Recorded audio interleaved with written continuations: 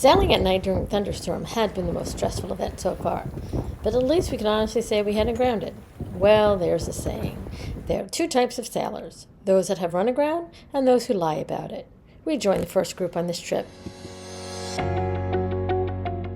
Our goal for this first season on the boat is to sail up to the Chesapeake Bay. This isn't a huge pushing of our limits, but it is farther than we've ever sailed before. The Bahamas is a dream, but it's hurricane season, so we're heading north. I can't believe we've sailed over 400 miles from Miami where we bought the boat. We've lived in the boat full-time for 3.5 months, and even though she's not fully outfitted, no water maker, we're making do, and I'm glad we didn't wait until winter to sail to the Bahamas. The sail north from Beaufort was incredible. We left Lady Island's Marina shortly after dawn, and the views down the river were spectacular. The water was calm, and we sailed past some beautiful waterfront homes. Maui was relaxing and enjoying the calm sail.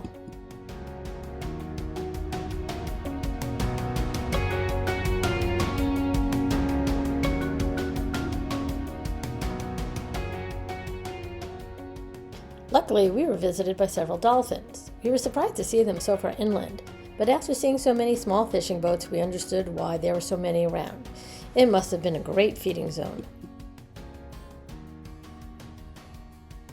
The Beaufort River opened to the St. Helena Sound and then the Atlantic Ocean. This was the first time we sailed along the ICW on this trip, and I'm glad we did, but now it was open water time. I had made dinner that morning in my thermal cooker, and it was great.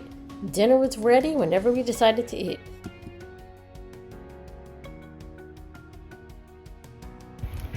Well, it's about the end of day one from Beaufort, South Carolina up to Beaufort, North Carolina. Beaufort, North Carolina. And had very little winds. I think we've gone maybe 40 miles today altogether. And a lot of that was in the intercoastal. And just had a wonderful dinner that Lori made. Thermal cooker. From the thermal cooker, yep. How are you feeling? Warm, tired, but very relaxed. I mean, I know it's slow and we haven't gone very far, but it's been so peaceful. I mean, I think we saw 2 boats all day since we came out on the ocean, and it's just been so relaxing.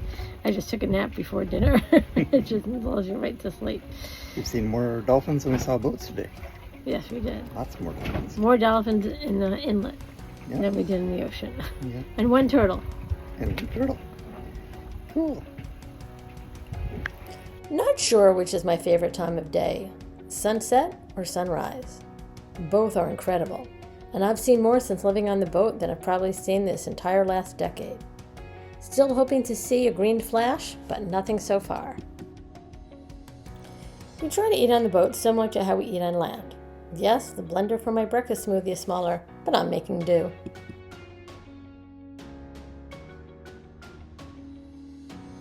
It's been a slow, calm sail. But that does make cutting up fruit and veggies for a salad easier since the boat isn't rocking back and forth. Boat traffic was slow and the wind's from behind, so we were sailing what's called downwind. We had purchased a spinnaker pole and practiced setting it up at the dock. Conditions were perfect to use it, and it worked out great. We were sailing wing on wing. Okay, it's the end of day 2 from Beaufort, South Carolina up to Beaufort, North Carolina. And how are you doing, Lori? How are you feeling at the end of day 2? Oh, I feel so contented. This has been the best sail day ever. We had the motor running overnight because the batteries were low, and it was just really pulling. We hadn't slept well, so you don't think it's going to be a nice day. And the wind picked up, and we even had the motor on all day. We have the whisker pole out. It's been such a relaxing sail. I made dinner below, and I was absolutely fine. I made fish and rice left over from the thermal cooker yesterday, and it's just been everything about this day. It's been heavenly. Yeah, a very relaxing day. Got the spinnaker pole out, like Lori said. We're running downwind. The seas are fairly calm. We're doing 5 knots and 10 knots of wind. 5 knots and 10 knots of wind. We could barely get 3 the other day. Yeah. but it's been a good day. It's been a wonderful day. I wish everybody could experience a day like today. So all day long, Dave and I are going, what is going on? We still have 10 knots of wind, just a little bit more than yesterday, but we're going so much faster. We're going 5 knots instead of 3. Is it just we're catching the wind better? You know, what's going on? You know, did our bottom magically get cleaned by all the fishies in the ocean? Well, an aha moment. They've just informed me we're 43 nautical miles off the coast of Myrtle Beach. Do you think, honey, we're in the Gulf Stream? Maybe we're catching a little break? Another beautiful sunset that I hoped meant another quiet overnight sail.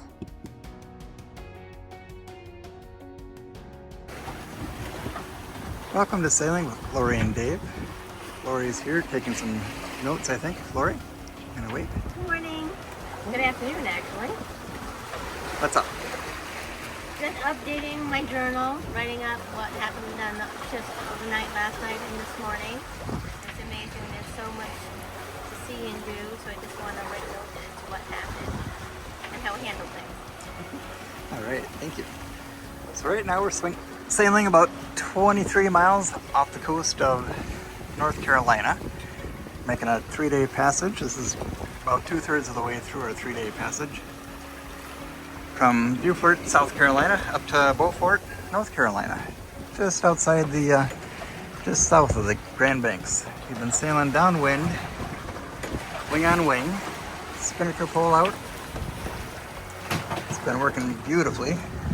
Have about 15 knots of wind, and we're doing a little over 5 knots downwind, fully loaded. But I wanted to show you today how we strap down our dinghy. We do sail with our dinghy on the davits when we're offshore, unless it's going to be real bad weather. But so far this has proven pretty effective, up to 30 knots and 8-foot seas. But what you want to do is we use a set of ratchets, and we pull that dinghy in about as tight as we can get it. So we're actually compressing that rub rail into the dinghy davits with those ratchets. And then we also have a diagonal piece, rope that swings all the way up to the buckle blocks, back to the davits, and then back down to the aft end of the dinghy, just to keep it from swinging. So keep it secure. You know, these dinghies don't weigh that much, especially without the motor on them, but they do develop some momentum if they start to swing. And that's where you tend to run into some problems. We also travel, of course, with the drain plug out. So if we do get any rainwater, most of it drains out, although there is always some rainwater in the dinghy, adding to the weight a little bit.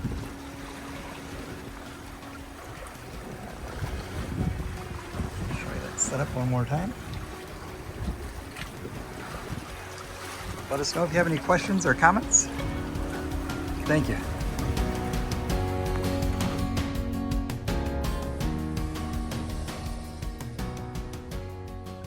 We always attempt to navigate an inlet during daylight hours, but once again the timing didn't work out. We hadn't caught the Gulf Stream during our first 2 overnight trips, so we hadn't taken it into account for this trip. Winds were light, but we were moving faster on days 2 and 3, and we ended up entering the Beaufort Inlet channel just around 4 o'clock in the afternoon.